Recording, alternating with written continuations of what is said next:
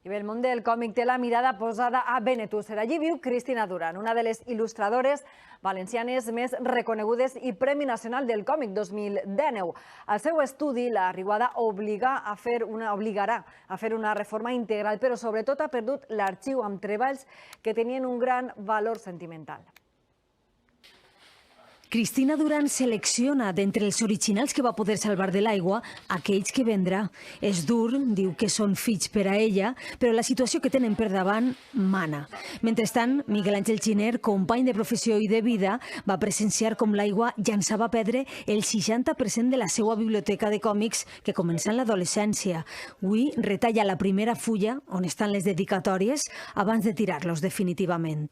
De fet, tinc una imatge, un record molt graciós, que des d'una finestra podia veure el cotxe que estava arribant l'aigua al motor i al mateix temps veure la biblioteca, i he de dir que me feia més mal la biblioteca que el cotxe. I a les 8 va començar a entrar l'aigua a xorro, va començar a entrar també per el sumidero de la dutxa cap a dalt. Entonces se pujaron a la escala porque afortunadamente tenim dues plantes y después de todo eso a las 8 y pico va ser quan va arribar l'alarma de la Generalitat, que és molt important recalcar este gran fallo de previsió i d'organització. Amb Cristina visitem l'estudi d'on han eixit tan bons còmics, la marca que ha deixat l'aigua 2 setmanes després, els endolls plens de fang i també el magatzem, on les prestatgeries han deixat pas a una marca verda on creixen els fongs. Al final estamos vivos, pero sí, hemos perdido nuestra vida profesional.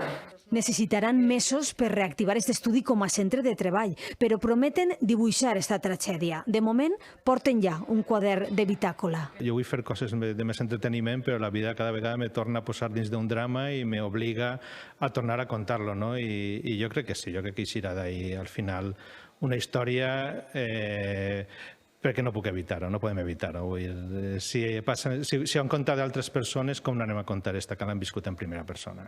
Se senten acaronats pel món del còmic des del primer moment. La venda de làmines s'ha disparat ací i a l'estranger, i a més dels diners que els faran falta i molt, també agraeixen els abraços. Una de las llamadas que más nos ha llegado al corazón ha sido una llamada del Ministerio de Cultura. El arrope y el apoyo ha sido algo impresionante, y la gente que ha venido a casa a traernos cosas o gente que ha venido solo a abrazarnos, quiero decir, todos los que paséis por Benetússer, por favor, venid, ¿vale? Porque aunque ya quede poco por fregar, lo que sí que queremos es que vengáis a abrazarnos. Abraços i solidaritat que dibuixaran de segur quan parlen del tràgic dia 29.